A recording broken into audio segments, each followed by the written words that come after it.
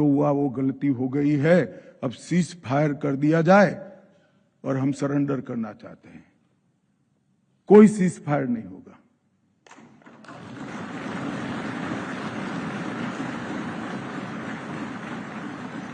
और मेरे वाक्य को मैं एक्सटेंड करना चाहता हूं, सरेंडर करना है तो सीज फायर करने की जरूरत ही नहीं है।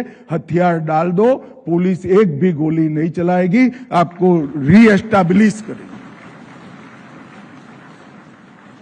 और जैसे ही पतरा है सब लोग कूद पड़े। हमने ऑपरेशन ब्लैक फॉरेस्ट करा है।